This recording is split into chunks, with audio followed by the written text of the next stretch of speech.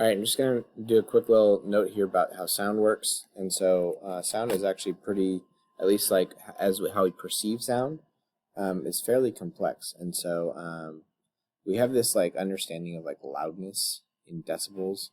And so the way this decibel scale works though is like going from 60 to 70 decibels.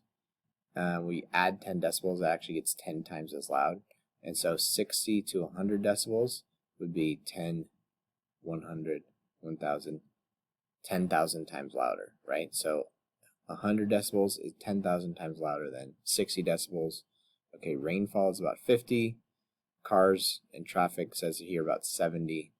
Hair dryer 90. And then a jet engine here at 130. You have fireworks up here at 140. Also like gunshots and stuff like that. Some other notes is, do you see how this area kind of turns red? Well, these are areas where you actually start to have hearing loss at those decibel levels, and and it depends on how much time. And so it's a combination of intensity and time. And so basically, the higher the intensity, the less time you need exposure to get hearing damage.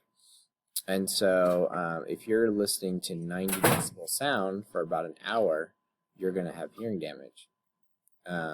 And then as you go up, you know, like for like 130, 140, it's just a matter of seconds before it causes damage. And so, you know, interesting to note, when you put your headphones in and you crank them up, they're going to be somewhere into this range, which means exposure to that sound for about a minute will start causing hearing damage. And so the moral of the story there is just make sure you're not cranking them all the way up, and make sure you give your ears breaks so that they can recover.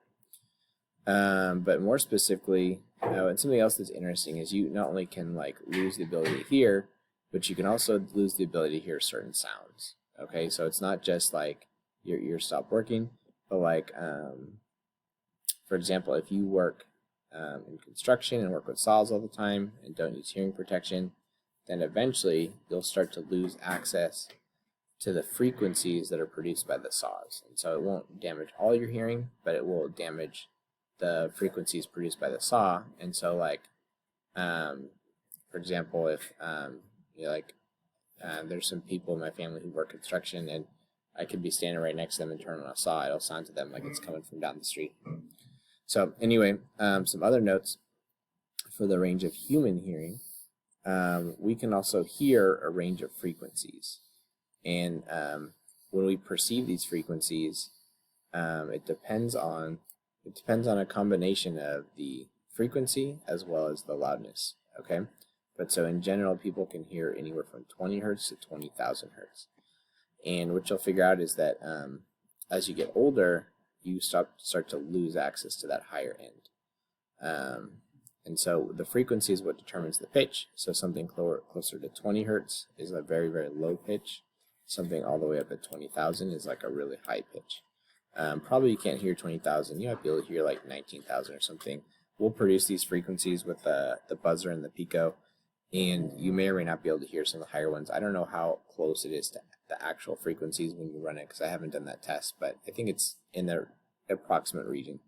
So we're going to try this out though, and we'll see where you cap out. And so the way we'll do this is we're going to take our buzzer function here and we're going to modify it. So we'll get rid of this kind of beep sketch there, and we're going to ask for an input. So we're going to say frequency equals input, enter a frequency between from 20 to 20,000. Okay, and now we have to convert this to an integer because it's a string. And so we're going to do another try, then accept block so it doesn't break our program.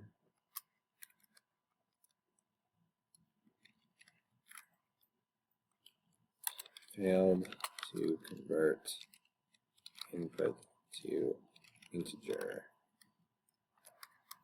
All right, and so what we're going to do is, so please try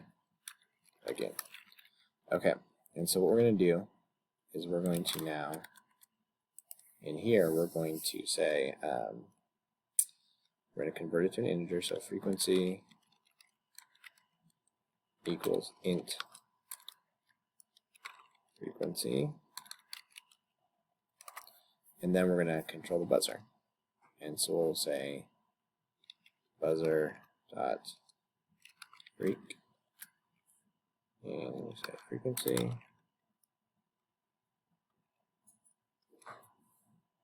Actually, let's do this. We're going to say invalid input.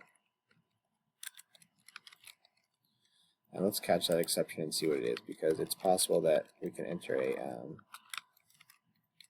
frequency that's too high.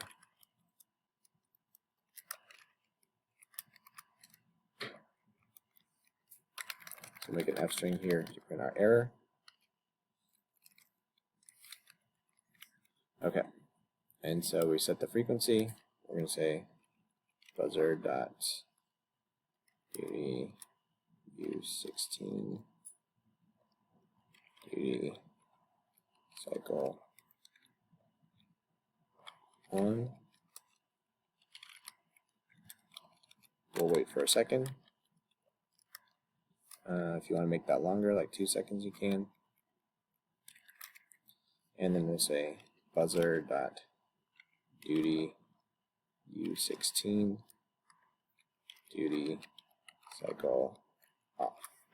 Okay, and so we run this, and we should be able to enter frequency. Oh, gotta put this guy right there. Let's see. Let's put a semicolon right here, or a colon right there.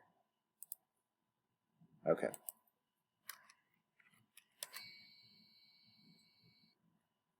So that was 450. Let's try 2000. Mine's all messed up right now, but I think it's because of the board I'm using.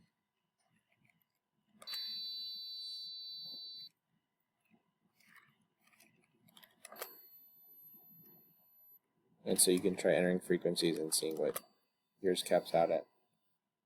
You know, mine particularly doesn't really sound like it's changing that much, so I'd be curious to see how yours is doing. But this is basically how you can kind of like set it up so you can try out some different frequencies and stuff.